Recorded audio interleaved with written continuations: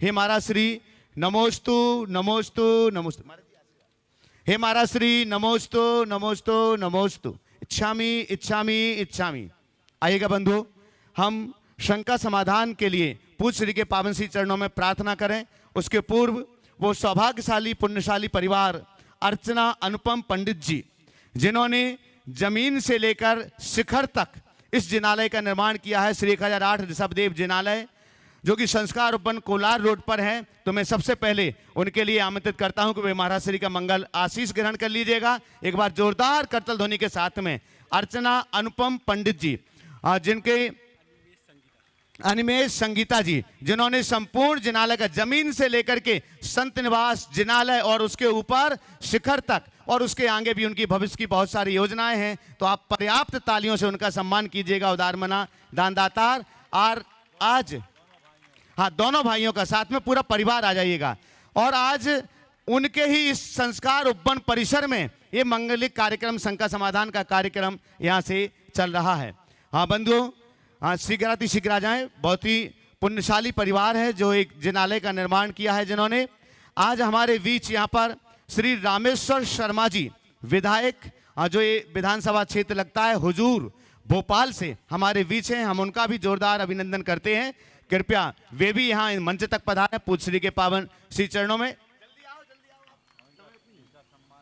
उनसे करवा रहे, आप जल्दी करो, सीधा चढ़ाओ, सीधा करो नरियल। आपकी जोरदार करतल ध्वनि के बीच में बुला रहा हूँ श्री रामेश्वर शर्मा जी विधायक हुजूर भोपाल से हमारे बीच हैं और आज इस कार्यक्रम में यहाँ पर पधारे हुए हैं। मैं आपके सम्मान के लिए आमंत्रित कर रहा हूँ अनुपम पंडित जी और अनिमेष जी कि वो विधायक जी का सम्मान करेंगे पीत वस्त्र आदि के माध्यम से, दुपट्टे के माध्यम से। साथ में विजय जी पाटोदी, शिरोमणि संरक्षक गुणायतन इंदौर से, वो भी साथ में रहेंगे। विजय जी पाटोदी सम्मान की श्रृंखला में थोड़ा सा शीघ्र करें।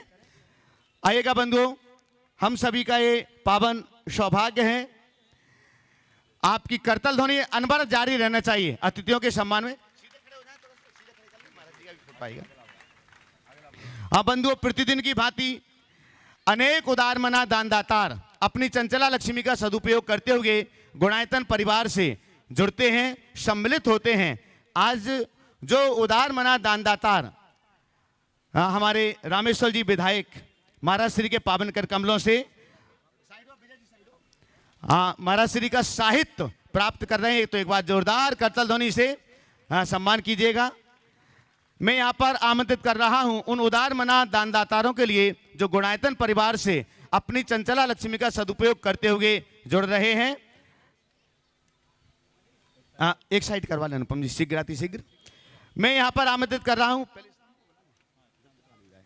आज गुणायतन से स्तंभ के रूप में जुड़ रहे हैं डॉक्टर अशोक संगीता जी जैन, नरेंद्र किरण जैन, अभिषेक कोमल अनिमेष जैन, डीके कॉटेज बावड़िया कला भोपाल।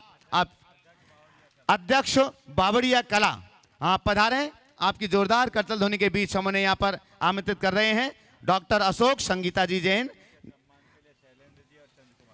और आपके सम्मान के लिए मैं आमंत्रित कर रहा हूं श्री शैलेंद्र जी जैन और चंद्र कुमार जी जैन। कृपया पधारें, जो आज गुणायतन से स्तंभ के रूप में जुड़ रहे हैं। डॉक्टर अशोक संगीता जी जैन, नरेंद्र किरण जैन, अभिषेक कोमल अनिमेष जैन, डीके कॉटेज बावड़िया कला, अध्यक्ष बावड़िया कला जैन मंदिर के। इससे नहीं, दुपट्टा रख दीजिए,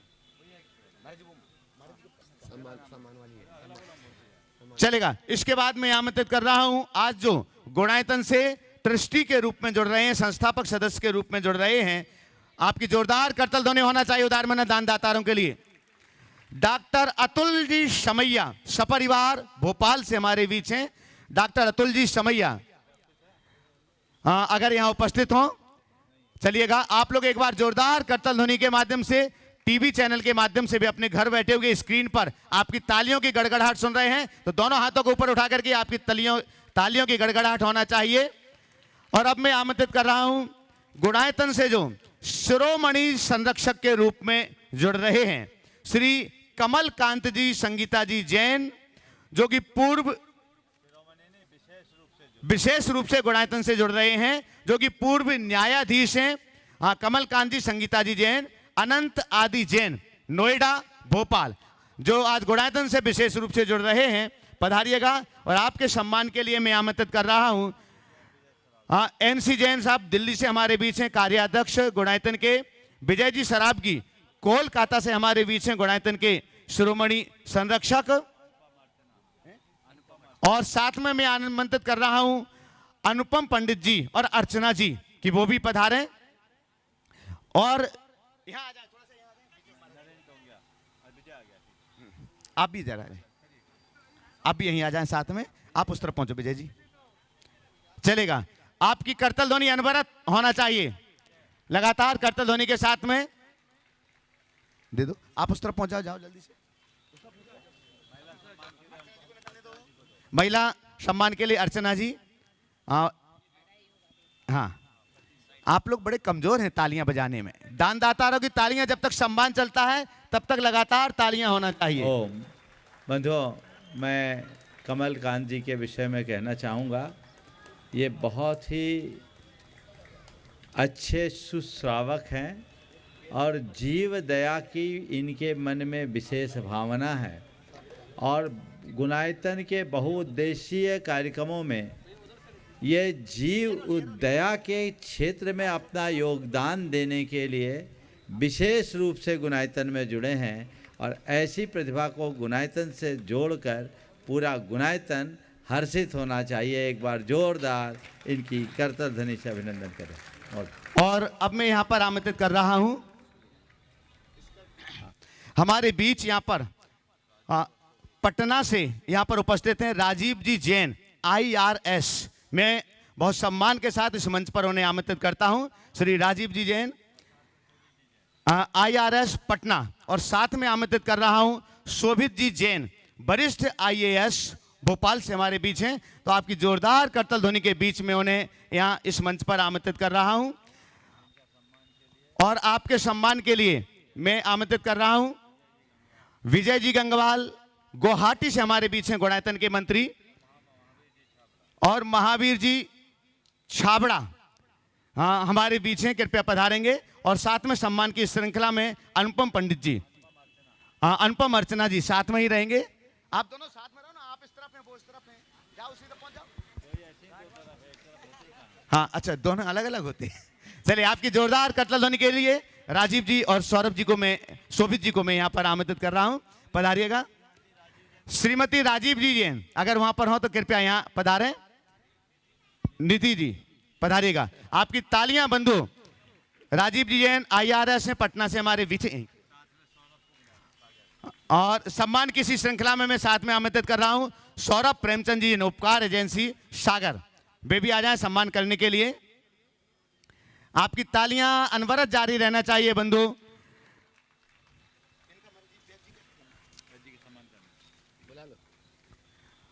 और इसी श्रृंखला में मैं आमंत्रित कर रहा हूं हमारे बीच वैद्य दिनेश व्यास जी, इंदौर से हमारे बीच हैं। हरपाल सिंह जी, भोपाल से हमारे बीच हैं। और संजीव अग्रवाल जी, सेज ग्रुप, भोपाल से हमारे बीच हैं। मैं आमंत्रित कर रहा हूं पहले वैद्य दिनेश व्यास जी, इंदौर, और हरपाल सिंह जी।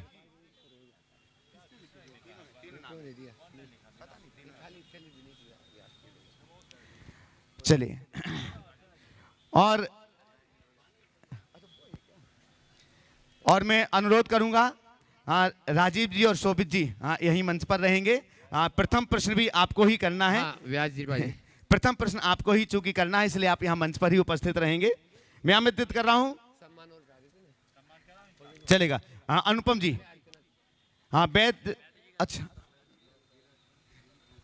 शीघ्रातिशीघ्र दिनेश व्यास जी,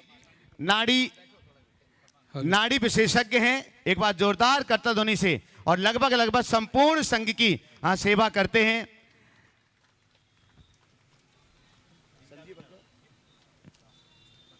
हाँ, हरपाल सिंह जी, भोपाल।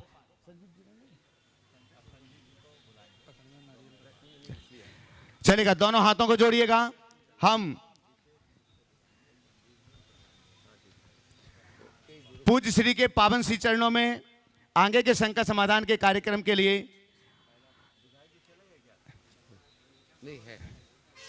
प्रार्थना कर रहे हैं, तो दोनों हाथों को जोड़िएगा पूज्य मुनि श्री संतान सागर जी महाराज जी के पावन श्री चरणों में, और सीधे सीधे पहला प्रश्न हमारे राजीव जी और शोभित जी यहाँ पर करेंगे। तो दोनों हाथों को जोड़िएगा, महाराज जी के चरणों में निवेदन करते हैं। जय बोलो पूज्य मुनिवशी प्रमाण सागर जी महाराज की। चलिए पूछे। नमोस्तु गुरुदेव। सभी लोग बैठ जाएं और अपने बीच में पटना से राजीव जी जैन IARS वे अपना प्रश्न कर रहे हैं, और उसके बाद में शोभित जी जैन तैयार हैं। नमोस्तु गुरुदेव। प्रश्न थोड़ा सा बच्चों से संबंधित और सांसारिक है। महाराज जी, आजकल बच्चे छोटी मोटी क्वालिफिकेशन लेके कहीं बहुत छोटी 15, 20, 25, 30 हज़ार की नौकरी करके बड़े शहरों में रहते हैं, और इस कमाई से उनकी 1 रुपए की भी बचत नहीं होती है। तो आचार्य श्री का कहना था कि नौकरी करने वाले नहीं, नौकरी देने वाले बनो। तो महाराज जी, इस बारे में अगर आपका थोड़ा उद्बोधन होगा तो बड़ी कृपा रहेगी। बिल्कुल सही बात है, और ये बात तो हम लोग अक्सर कहते हैं, हमें नौकरी करना नहीं है, नौकरी देना है, और उसके लिए सतत प्रयत्नशील रहना चाहिए, और ये प्रयास सबको करते रहना चाहिए। आजकल शुरू से ऐसी टेंडेंसी हो गई, आप अपने बच्चों को पढ़ाते ही हो इसी उद्देश्य से कि उसे एक अदद नौकरी मिले। क्यों? और वह भी ऐसे लोग जिनका अच्छा खासा व्यापार हो, जिनकी पारिवारिक पृष्ठभूमि अच्छी हो, जिनकी अच्छी आमदनी हो, वे लोग भी नौकरी की तलाश में जाते हैं। और घर में सब कुछ ठीक ठाक होने के उपरांत जब बाहर जाते हैं, जैसा आपने बोला, खर्चा चलाना मुश्किल हो जाता। आपद विपद की तो बात ही, लेकिन इसके पीछे कई कारण। एक तो ऐसा ट्रेंड बन गया, होड़ बन गई, और दूसरी बात आजकल शादी ब्याह में भी दिक्कत होने लगी। तो इस सोच को बदलना चाहिए और हमें इन पर विचार करना चाहिए। और अब तो नौकरी पर हमेशा तलवार लटकी हुई, कहाँ कब किसके साथ क्या घटना घट जाए, कौन सी कंपनी में किसकी कब छटाई हो जाए, कोई पता नहीं। इसलिए इस मानसिकता से सभी को मुक्त होना चाहिए और उसी अनुरूप अपनी सारी व्यवस्था बनानी चाहिए। नमस्ते महाराज। शोभित जी जैन IAS। मैं चाहूँगा एक बार राजीव और शोभित भाई का जोरदार अभिनंदन करें। ये हमारे एक प्रशासनिक अधिकारी बाद में हैं, एक सुश्रावक पहले हैं, और जब श्रावक के रूप में किसी अधिकारी को देखते हैं तो मन बहुत हर्षित होता है और लगता है गुरुदेव के सपने को यही लोग साकार करेंगे। वे हमेशा चाहते थे कि प्रशासन के क्षेत्र में संस्कारित और समर्पित लोग आगे आए, और इन लोगों के आगे आने से हमारा समाज, हमारा धर्म और हमारी संस्कृति सब गौरवान्वित होती है। इसलिए मैं चाहता हूँ एक बार इन सभी का जोरदार अभिनंदन करूँ। शोभित भैया प्रश्न कर रहे हैं, और उसके बाद में तैयार रहेंगे सेज ग्रुप के जो डायरेक्टर हैं संजीव जी अग्रवाल, आज उपस्थित हैं यहाँ पर, और साथ में ही प्रशांत जी सेज, कुलपति सेज यूनिवर्सिटी। गुरुदेव के चरणों में बारंबार नमोस्तु। गुरुदेव, तत्वार सूत्र में एक सूत्र आता है, परस्परोपग्रहो जीवानाम। यद्यपि ये समय समय पर इसकी बहुत व्याख्या की गई है। गुरुदेव, जब हम बायोलॉजी के परिप्रेक्ष्य में देखें तो उसमें इकोसिस्टम, इकोलॉजी और इकोलॉजिकल बैलेंस की बात होती है। गुरुदेव, ये इतनी सदियों पहले उमा स्वामी महाराज ने, आचार्य उमा स्वामी ने परस्परोपग्रहो जीवानाम का जो संदेश दिया, वो वर्तमान में पूरे विश्व में शांति व्यवस्था, ना केवल मानव जाति वरन समूची प्राणी जगत में शांति व्यवस्था कायम करने में अपने आप में सक्षम है। तो गुरुदेव, इसके संबंध में कुछ मार्गदर्शन देना चाहेंगे गुरुदेव, कैसे हम इस सूत्र को जन जन तक पहुंचाने में अपनी भूमिका निभा सकते हैं? नमस्ते। देखिए, इकोलॉजिकल बैलेंस बहुत ज़रूरी है। पारिस्थितिकी को हम तभी नियंत्रित कर सकेंगे जब इस सूत्र को आत्मसात करेंगे। जैन धर्म तो सदैव से पूरे संसार में शांति और सद्भावना की बात करता है, और मैं मानता हूँ कि जब तक हम जैन धर्म के मूलभूत सिद्धांतों को आत्मसात नहीं करते तब तक हम संसार में शांति और सौहार्द स्थापित नहीं कर सकते। हमें जगत के हर प्राणी को अपने समान मान करके चलना चाहिए, और हमें जैसे अपने प्राणों की चिंता है वैसे ही औरों के प्राणों की भी चिंता करनी चाहिए। हमारा एक ही ध्येय वाक्य होना चाहिए, जियो और जीने दो। परस्परोपग्रहो जीवानाम का व्यवहारिक अर्थ यही है, हम जिएं और जीने दें। हम जैसे अपना ख्याल रखते हैं वैसे ही औरों का भी ख्याल रखें, जिससे जीवन बेहतर बने। नमोस्तु गुरुदेव, नमोस्तु। सेज ग्रुप के डायरेक्टर संजीव जी अग्रवाल और साथ में ही प्रशांत जी जैन, अनन्य गुरुभट्ट जो सेज यूनिवर्सिटी कुलपति भी हैं, वे भी अपना प्रश्न करेंगे। और मैं चाहूँगा कि अनुपम पंडित जी आज जिस संस्कार उपवन में यह संकट समाधान का कार्यक्रम चल रहा है, वहाँ इंजीनियर अनुपम जी वहाँ पहुँच जाएं अपने परिवार के साथ में, और साथ में अर्चना जी भी पहुँच जाएं और वहीं पर जाकर उनका सम्मान कर दें। आप लोग जोरदार तालियों से हमारे बीच में संजीव जी और प्रशांत जी यहाँ पर उपस्थित हैं, आप उनका स्वागत अभिनंदन कर दें।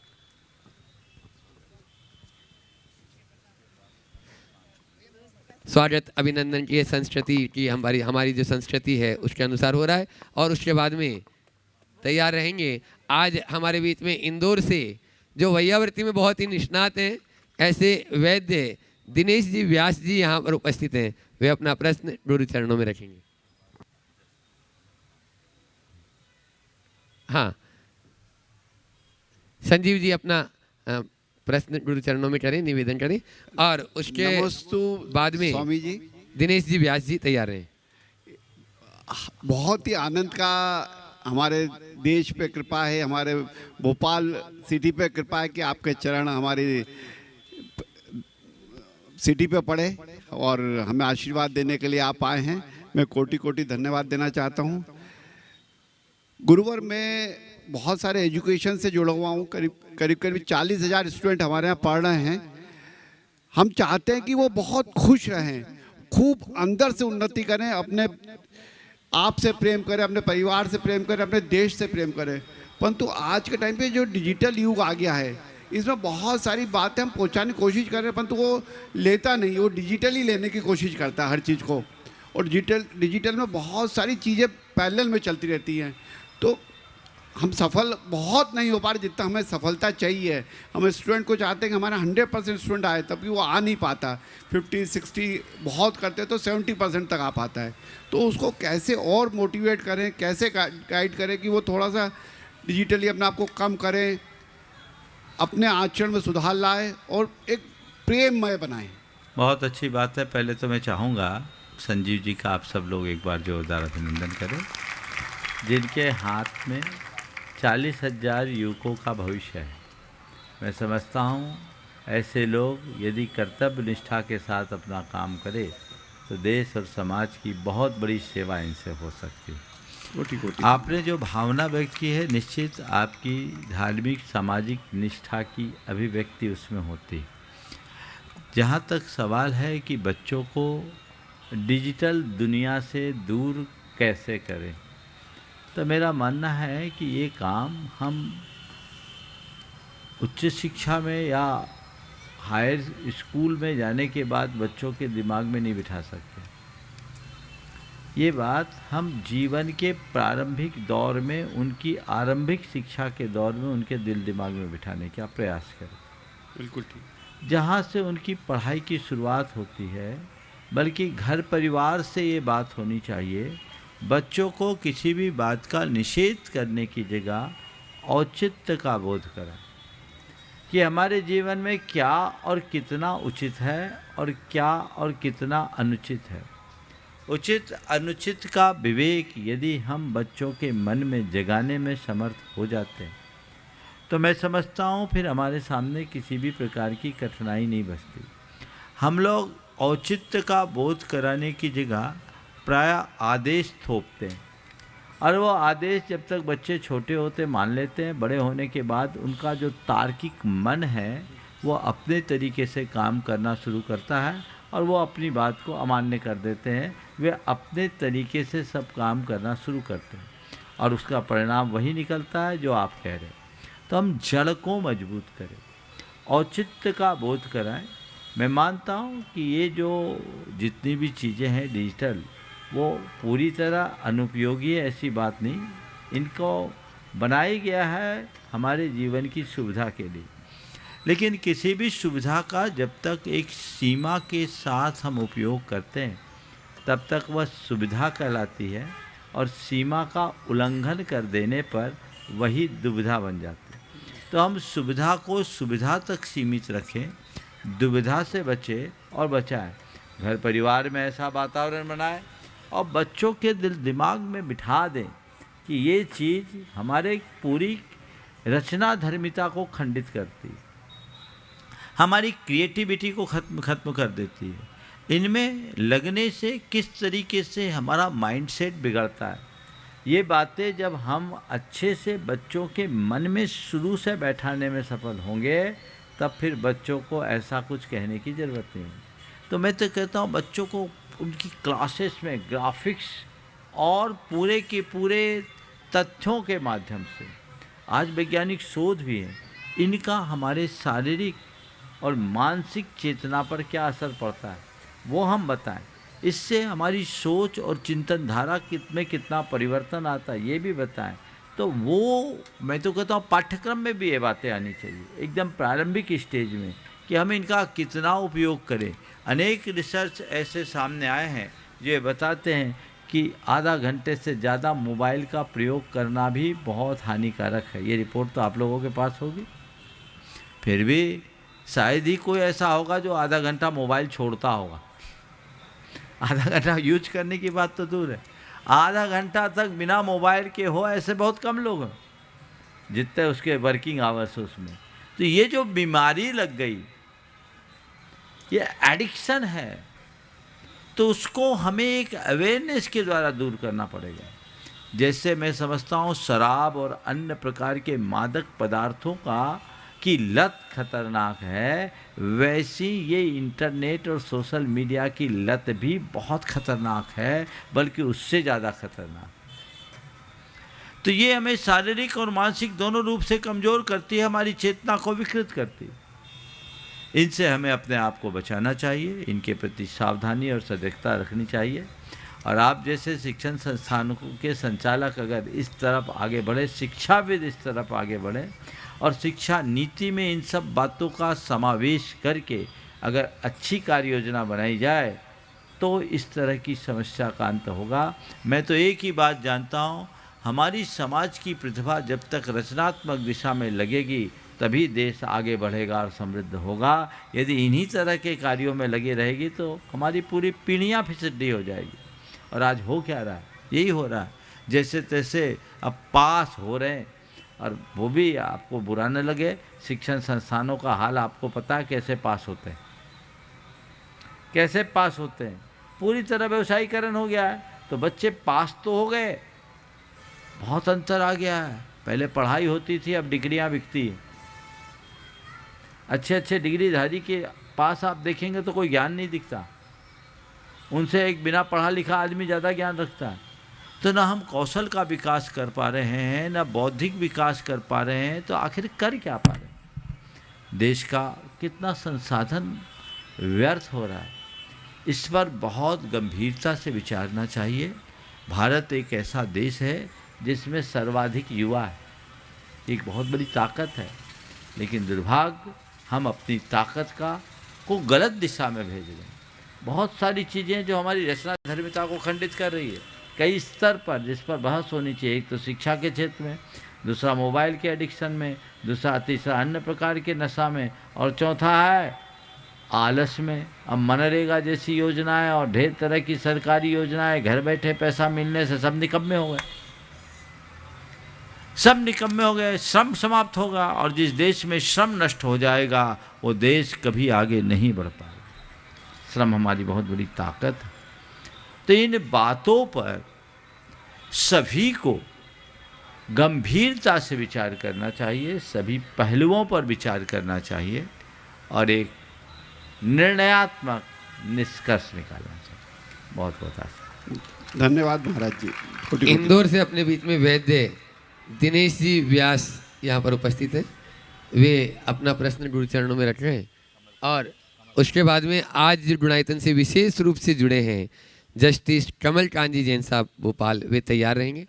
सपत्नी यहाँ पर उपस्थित हैं और मंच पर भी आ जाए, वे अपना प्रश्न यहीं से रखेंगे और मंच पर ही स्थान ग्रहण करें। कोई शंका है, उसका समाधान चाहते हैं अरुण जी आपसे, तो डायरेक्ट नहीं बोल पाए, तो इनका क्या शंका है उसका समाधान इनके गुरुवर अच्छे से दे पाएंगे। तो इनके कुछ क्वेश्चंस हैं, बोल दीजिए। नमस्ते गुरुदेव। नमस्ते। मेरा ये शंका है गुरुदेव कि आज जो नई पीढ़ी है 10 में से 9 लोग मेट्रोपॉलिटन सिटी में जा रहे हैं जॉब के लिए, उससे वहाँ मंदिर नहीं है, धर्म से दूर हो रहे हैं। दूसरी विसंगति ये हो रही है कि सामाजिक रूप से जो जैन समाज में विवाह होना चाहिए 10 में से 3 दूसरे समाज में जा रहे हैं। चौथा ये हो रहा है कि जैन समाज जाप देने के लिए था, अब वो जाप लेने लग गए हैं। तो इन सब कारणों से जो कस्बे नई पीढ़ी से खाली हो गए, शहर खाली हो रहे, आगे जाके सब मेट्रो में जा रहे हैं। तो आज से 20-25 साल के आगे जाके सोचें तो बड़ी विकट स्थिति समाज के सामने। जो आप बोल रहे हैं मैं रोज़ इस पर बात करता हूँ, प्राय रोज़ ही घूम फिर के सवाल आ जाता है। मैं समझता हूँ ये बहुत ही अशुभ संकेत है, इस पर ध्यान जाना चाहिए। आज यही ट्रेंड रहा तो हमारे पूरे देश की आबादी, अच्छे लोगों की आबादी देश के कुछ प्रमुख शहरों तक सिमट कर रह जाएगी और बाकी सब खाली। आप दूर मत जाइए, भोपाल कोई छोटा शहर नहीं है, हमारे प्रदेश की राजधानी। तो भोपाल जैसे शहर में आप अगर सारी कॉलोनियों में, खासकर पॉश कॉलोनी में आप सर्वे कराइएगा तो 5-5 हज़ार वर्ग फुट के मकानों में केवल 2-2 दंपति मिलेंगे, वृद्ध दंपति, सब सीनियर सिटीजन, उनके बच्चे सब या तो जॉब कर रहे होंगे या बाहर पढ़ रहे होंगे। तो आने वाले समय में 25 से 50 साल बाद यहाँ कोई नहीं बचेगा। संभ्रांत लोगों के बच्चे बचेंगे ही नहीं और फिर उनको यहाँ से कोई मतलब भी नहीं रहेगा, वो आपकी संपत्ति बेचने आएंगे। सामाजिक असंतुलन होगा, पूरे गांव शहर खाली हो जाएंगे, धर्म धर्मायतन सब असुरक्षित होंगे, सामाजिक सांस्कृतिक परंपराएं खत्म हो जाएगी। और उन बड़े शहरों में जब दबाव बढ़ेगा तो वहाँ लोगों को कीड़ों मकोड़ों की तरह रहना पड़ेगा, क्योंकि इंफ्रास्ट्रक्चर तो हमारा उस तरह का है नहीं। और इस तरह के आधारहीन व्यवस्था में लोग रहेंगे तो समस्याएं विकराल होगी। इसका एक ही उपाय है। पहला उपाय तो यह है कि लोग जॉब की जगह अपने व्यवसाय को प्रमुखता दें ताकि पलायन रुके, और सरकार को भी चाहिए कि व्यवसाय और स्वरोजगार के अवसर को बढ़ावा दे ताकि लोग गांव और शहरों को छोड़ने से बच सके। और दूसरा है, सरकार समेकित विकास पर ध्यान दे। जितने भी बड़े कारपोरेट हाउसेस हैं उनके ऑफिसेस को महानगरों की जगह छोटे शहरों और कस्बों में बनाने की योजना बनाए, उसको प्रमोट करे ताकि वहाँ लोग रह सके और व्यवस्थाएं बना सके और ये दबाव कम हो सके। अन्यथा मामला बिगड़ जाएगा। हम लोग जब पढ़ते थे तो कहा जाता था भारत ग्राम प्रधान देश है, भारत की आत्मा गाँवों में बसती है। अब तो गाँव ही नहीं बचे, गाँव में बसने वाले लोग नहीं बचे, मकान दिखते हैं, लोग नहीं दिखते, सब शहरी होते जा रहे हैं। तो इसका परिणाम बहुत भयानक होना है, हमें इस पर ध्यान देना चाहिए। जस्टिस कमल कांजी जैन जो गुणायतन से विशेष रूप से जुड़े हैं, सपत्नीक, वे अपना प्रश्न यहाँ पर कर रहे हैं। और उसके बाद में हमारे बीच में गुणायतन के कार्याध्यक्ष NC जैन साहब यहाँ पर उपस्थित हैं दिल्ली से, वे अपना प्रश्न करेंगे।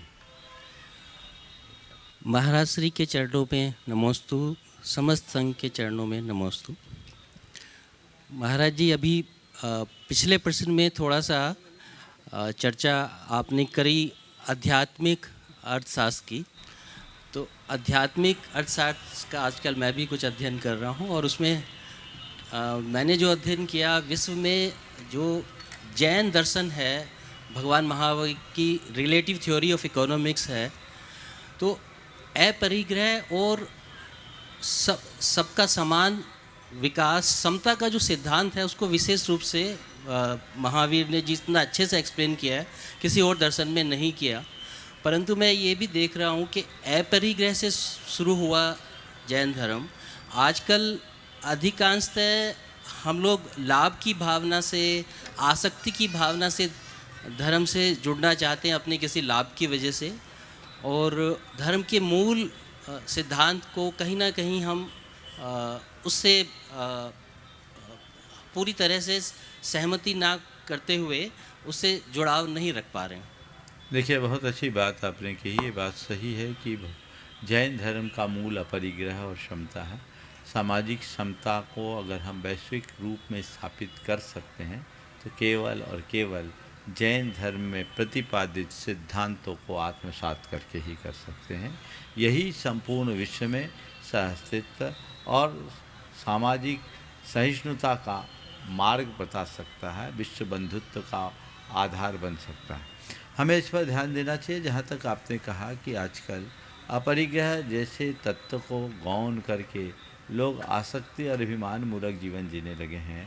धर्म के क्षेत्र में भी लोग इस तरह की आसक्ति के साथ आगे आने लगे हैं। तो इसकी वजह एक ही है, वह है अज्ञान। हम लोगों को धर्म के मूल अवधारणा से जोड़ करके धर्म का पाठ पढ़ाना शुरू करें तो बदलाव आए और लोगों में बड़ा परिवर्तन भी दिखेगा। हम मूल अवधारणा को भूल जाते हैं, इसलिए मामला पूरा का पूरा बिगड़ जाता है।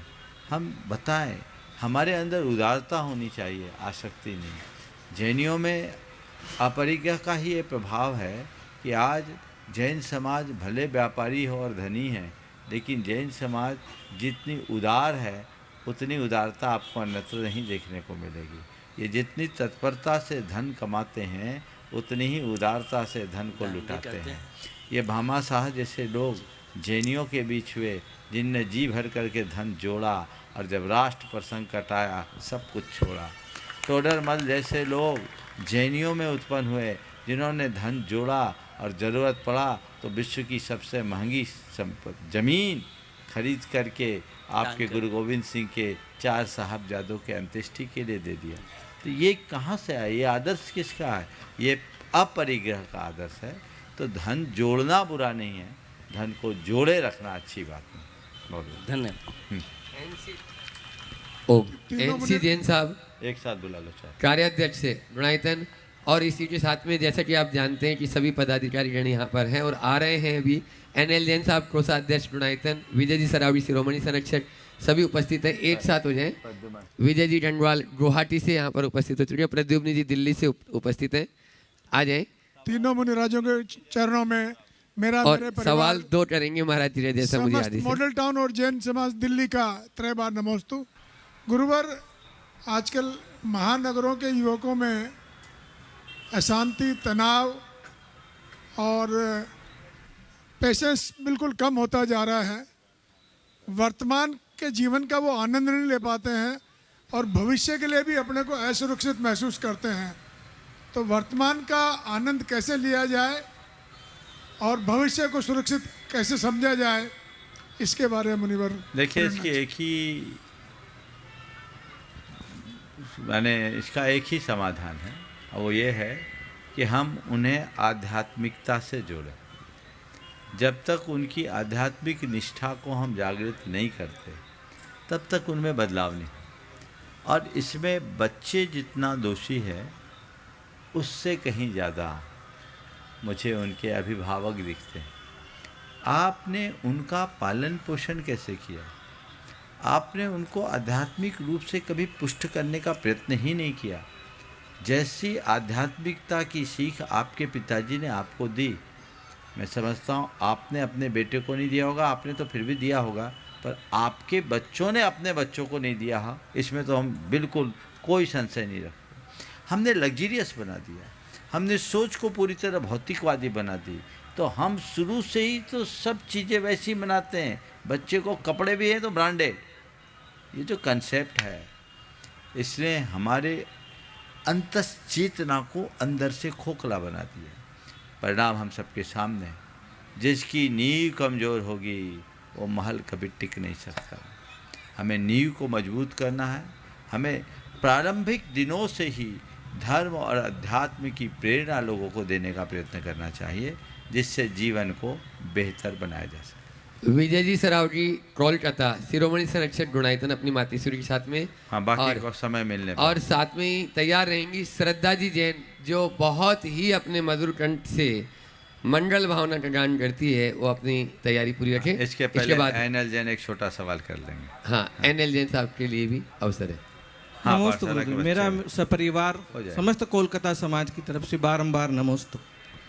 गुरुदेव, मैं छोटा था, 10-11 साल का, 10 लक्षण महापर्व के समय नया मंदिर जी में उत्तम अंकिंचन दिवस का दिन था, प्रवचन सुन रहा था। दीदी आई हुई थी, दीदी प्रवचन दे रही थी, बोल रही थी कि इंसान को अपने जीवन में सुख शांति पाने के लिए मर्यादा घोषित कर लेनी चाहिए, अपनी एक सीमाएं बना लेनी चाहिए। मैं छोटा था, 10-11 साल का गुरुदेव, 25 पैसा 50 पैसा ऐसा पॉकेट मनी मिलता था, बहुत खुश होते थे। मैं वहीं बैठा बैठा सोचा 1 करोड़ रुपया बहुत होता है, 1 करोड़ हो जाए तो उसके बाद क्या चाहिए जीवन में इंसान को। मैंने सोचा 1 करोड़ हो जाएगा अपन तो काम चल जाएगा। समय बदलता गया गुरुदेव, वो 1 करोड़ कब 10 करोड़ 100 करोड़ 1000 करोड़ में बदल गया, पता ही नहीं चला गुरुदेव।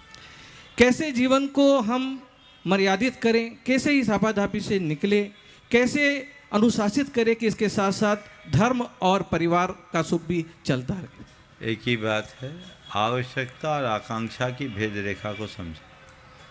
मुझे कितना आवश्यक है और मेरी अंदर की आकांक्षाएं क्या है। यदि ये दोनों चीज़ों को हम समझ ले तो हमारे जीवन में अपने आप नियंत्रण है। और दूसरे शब्दों में कहूँ तो मनुष्य को एक गुण अपने भीतर विकसित करना चाहिए, वो औचित्य है। मेरे लिए कितना उचित है।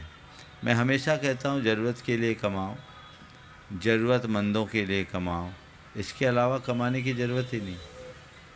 या तो ज़रूरत के लिए कमाओ या ज़रूरतमंदों के लिए कमाओ।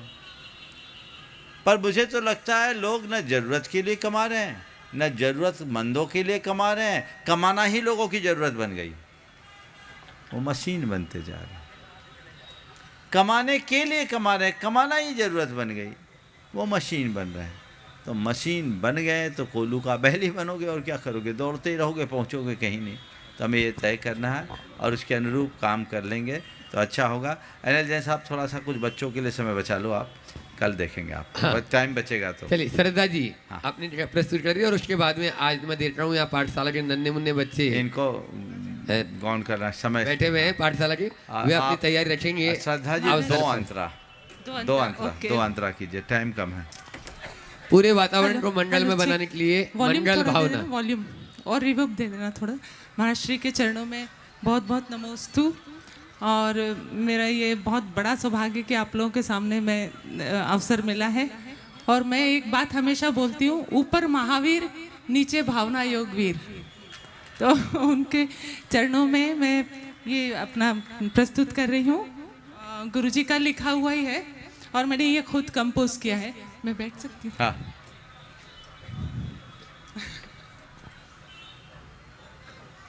चलिए थोड़ा ये वॉल्यूम बढ़ा देना भैया, बेस बढ़ा देना और है रिवर्ब कर देना थोड़ा। स्टार्टिंग से वॉल्यूम।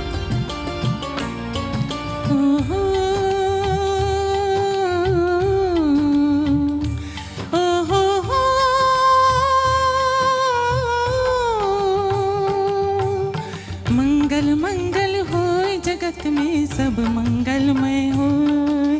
मंगल मंगल होय जगत में सब मंगलमय होय। इस धरती के हर प्राणी का मन मंगलमय होय। इस धरती के हर प्राणी का मन मंगलमय होय। मंगल मंगल होय जगत में सब मंगलमय होय।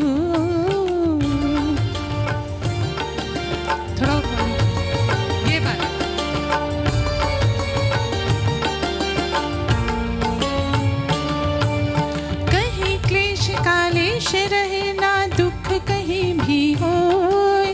मन में चिंता भय न सतावे, रोग शोक नहीं होय।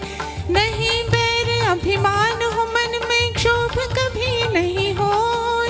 मैत्री भाव का प्रेम रहे नित मन मंगलमय होय। मंगल मंगल होय जगत में सब मंगलमय होय। मंगल मंगल होय जगत में सब मंगलमय हो।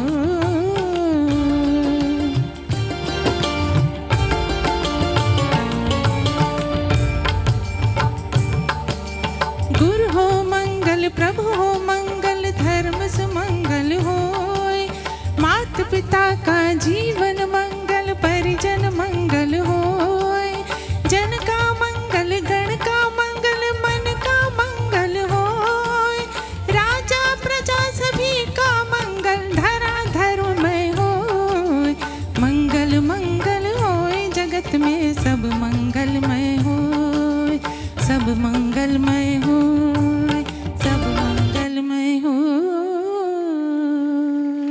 बहुत ही सब सुंदर। जग में मंगल बढ़े, टले अमंगल भाव, है प्रमाण की भावना, सब में हो सद्भाव।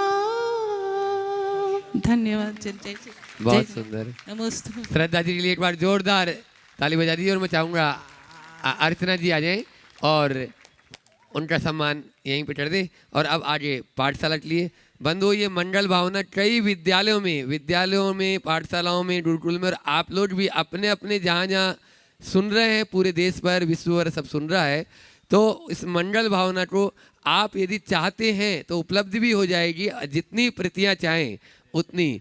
सेज में भी, सेज यूनिवर्सिटी के डायरेक्टर भी यहाँ पर उपस्थित हैं।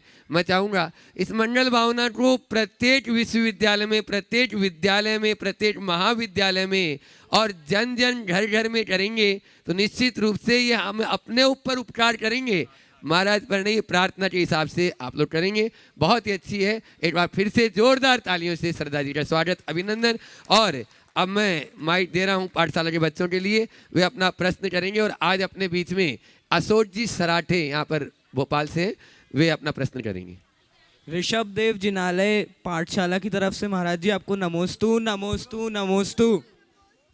महाराज जी, हम सभी बच्चों की ये जिज्ञासा है कि पाठशाला जाना ज़्यादा ज़रूरी है या स्कूल जाना ज़्यादा ज़रूरी है, कृपया समाधान करें।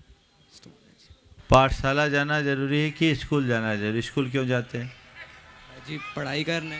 पढ़ाई क्यों करते हैं? शिक्षित होने के लिए। शिक्षित क्यों होते हैं? जॉब करने के लिए। ठीक है ना, ठीक है। और पाठशाला क्यों जाते हैं? संस्कारित होने के लिए। अब ये बताओ, संस्कारित होना जरूरी है कि नहीं? जरूरी है। बिना संस्कार के शिक्षित होना अच्छी बात है क्या? नहीं है ना। तो आप क्या करो, पाठशाला भी जाओ और शिक्षित भी हो, स्कूल भी जाओ, समझ गए? संस्कारित होने के लिए पाठशाला जाओ और शिक्षा पाने के लिए विद्यालय जाओ, दोनों स्थिति। आप ही बोलो। हाँ, आ जाओ। नमस्ते महाराज जी। अभी महाराज जी ने जो भाव व्यक्त किया, मुझे इशारा कर रहे हैं संजीव जी और प्रशांत जी, मैं चाहूँगा वो अपने मुख से इसकी घोषणा करें। चलिए। और तैयार रहेंगे अपने बीच में अशोक जी सराठे, पहले director of Sage group Sanjeev ji. हाँ, अपनी बात अपने मुझ से वे कह रहे हैं।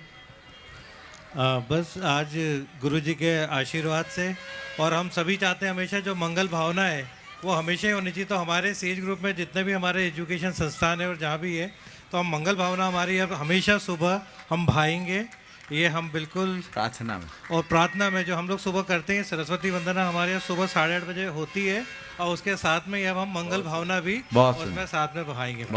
एक बार जोरदार तालियों में कंजूसी नहीं, जोरदार तालियां।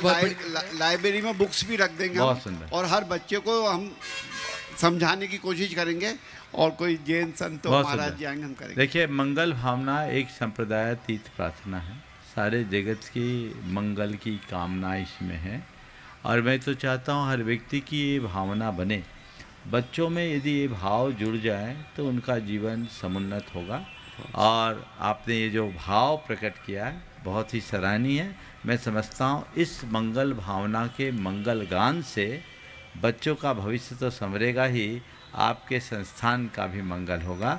बहुत बहुत आशीर्वाद। धन्यवाद, बहुत बहुत कोटि कोटि धन्यवाद। अशोक जी सराठे, और उसके बाद में अपने बीच में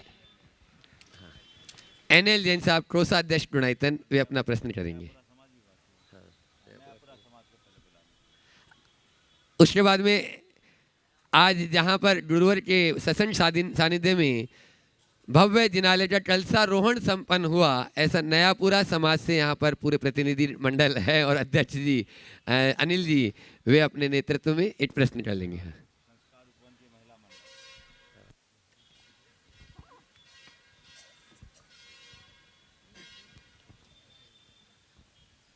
मंचासीन सभी गुरुओं को सादर नमन वंदन। महाराज श्री, मेरी जिज्ञासा एक आर्टिफिशियल इंटेलिजेंस से है, AI से। एआई के बारे में कहते हैं कि आदमी की सोच को विकसित नहीं करने देता, उसको आलोचनात्मक जो है ना सोचने के जो है ना बाध्य नहीं करता, उसको बौद्धिक रूप से कमज़ोर कर देता है। तो महाराज से मेरी ये है क्वेश्चन ये है कि अपनी आर्टिफिशियल इंटेलिजेंस के उपयोग के साथ साथ अपने क्षमता को कैसे बढ़ा के रखें। देखिए, मैं तो इतनी बात जानता हूँ, जितना आप टेक्नोलॉजी पर डिपेंड करोगे उतना आप पीछे रहो। आप दूर मत जाओ। जब तक आपके पास मोबाइल नहीं था तब तक आपको 150 नंबर याद रहते थे, और जब से डिजिटलाइज हुआ आपने सारे नंबर्स मोबाइल में फीड करने लगे तो बहुतों को तो खुद का नंबर पता नहीं रहता। तो ये चीज़ें हैं। तो हम जितना टेक्नोलॉजी के आदी बनेंगे अपने आप को उतना कमज़ोर करेंगे। आर्टिफिशियल इंटेलिजेंस अच्छी बात है, लेकिन ये मान करके चलना चाहिए, जब आर्टिफिशियल इंटेलिजेंस का चलन बढ़ जाएगा तो हमारा इंटेलिजेंस अपने आप कमज़ोर होगा। जो ज़्यादा चलन में आता है वो मजबूत बनता है, और जो चलन से जितना दूर होता है वो कमज़ोर होता है। तो हम इस खतरे को भांप कर चलना चाहिए। नमस्ते महाराज। और अब मैं आवाज़ दे रहा हूँ, महिला मंडल भी साथ में ही है और समाज भी साथ में ही। नयापुरा में एक बार जोरदार ताली बजा दीजिए जिन्होंने चलते चलते ही गुरुवर का बहुत अच्छा सानिध्य प्राप्त किया और आज कलशारोहण गुरुवर के सानिध्य में करवाया। और उसके बाद में संस्कार उपवन की यहाँ पर देख रहा हूँ महिला मंडल भी और पुरुष मंडल भी एक ही ड्रेस में यूनिफॉर्म में है, बहुत बढ़िया है। ये भी एकता का परिचय है। अर्चना जी, अनुपम जी, पंडित जी परिवार, पूरे रतनजन जी पंडित जी के जो नेतृत्व में आप भी साथ में रहेंगे और एक प्रश्न पूरा समाज यहाँ से पूछ लेगा संस्कार उपवन से। हाँ बोलो बोलो भाई। नमोस्तु महाराज जी, नमोस्तु महाराज जी, नमोस्तु महाराज जी। महाराज जी, आज आपकी कृपा, आपकी अनुकंपा, आपके आशीर्वाद और आपके सानिध्य में नयापुरा मंदिर ने पूर्णता प्राप्त करी। नयापुरा समाज महाराज जी हमेशा हमेशा आपका बहुत आभारी रहेगा। महाराज जी, शंका एक ये है, 10-15 साल पहले तो अनुभव नहीं था। नीचे मूलनायक पार्श्वनाथ भगवान विराजमान हुए थे और उसमें बहुत सारी अशुद्धियाँ, सब लोग आए, भैया जी भी आए, महाराज जी भी आए, बहुत अशुद्धियाँ महाराज जी उसमें रह गई हैं। महाराज श्री, आपने हमें समय भी बहुत कम दिया, हमारा बस एक अनुकंपा और कर दें। बहुत सारी अशुद्धियाँ महाराज श्री हैं, बस नीचे वाले जो मूलनायक पार्श्वनाथ भगवान हैं बहुत अशुद्धियाँ हैं, बहुत वास्तु के हिसाब से हैं महाराज श्री, सब लोगों ने बताया। और उससे जो हम पहले भी 5 साल पहले बता के गए थे, तब आपने मंदिर तो बहुत भव्य बना लिया और आज मन बड़ा आनंद से भर गया। अगर नयापुरा का मंदिर है तो बहुत घुस के, लेकिन मंदिर में जाने के बाद मन आनंद से भर जाता है। भव्य मंदिर, भव्य जय। अब आप लोगों को चाहिए कि पार्श्वनाथ भगवान को मूल नायक के साथ विराजमान कर लीजिए। आप प्रतिष्ठाचार्य भैया से संपर्क कर लीजिए। महाराज जी आपका सानिध्य बने तो कल सुबह ये काम चलता है। बिल्कुल महाराज जी, 24 घंटे भी नहीं होता ना महाराज जी, 24 घंटे। भैया जी यहाँ हैं, आप संपर्क कर लीजिए, कल प्रातः काल ये काम कर लेंगे। जी महाराज, नमोस्तु महाराज जी, नमोस्तु महाराज। और भव्य पंच कल्याण प्रतिष्ठा महामहोत्सव में जिनके हाथों से ध्वजारोहण हुआ, ऐसे पवित्र यहाँ आज उस संस्कार उपवन में पंडित जी के यहाँ इस परिसर में आ गए और वे अपना प्रश्न कर रहे हैं। पूरे समाज के साथ में महिला मंडल भी है और यहाँ का पुरुष मंडल भी। करें अर्चना जी, अनुपम जी और पूरी समाज। नमोस्तु महाराज जी।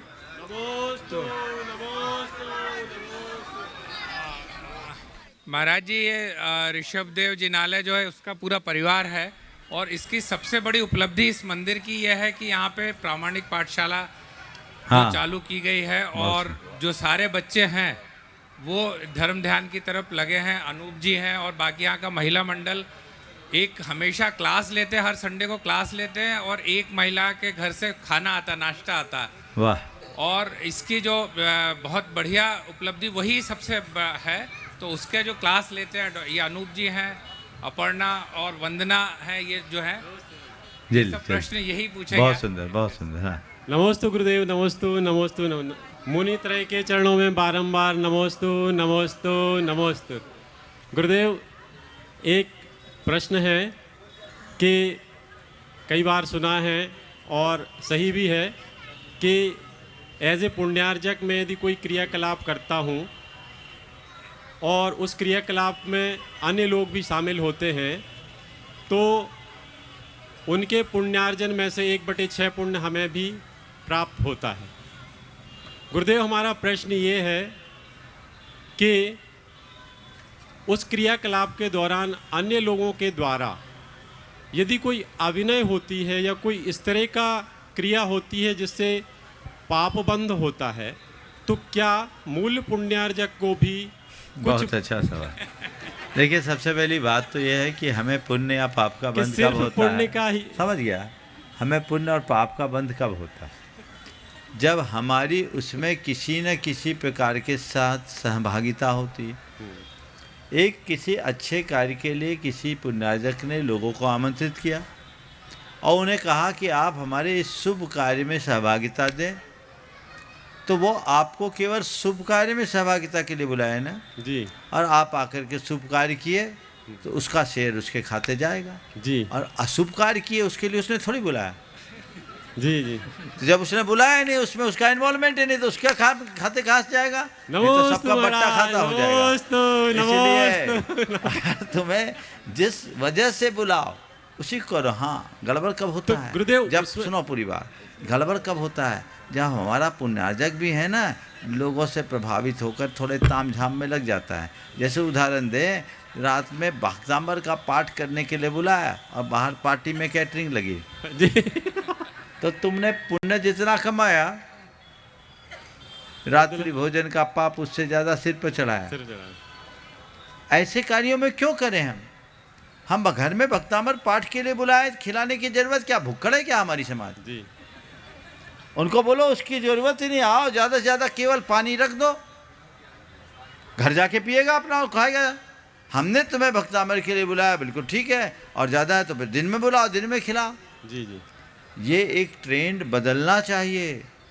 लोग इन सब चीज़ों को ऊपरी आडंबरों से जोड़ देते हैं और नतीजा जैसा पुण्य अर्जित होना चाहिए वो नहीं हो पाता।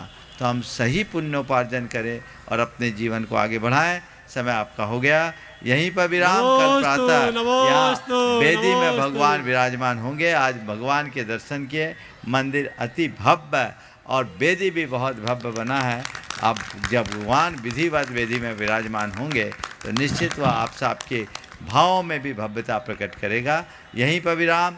बोलिए परम पूज्य आचार्य गुरुवर श्री विद्यासागर महाराज।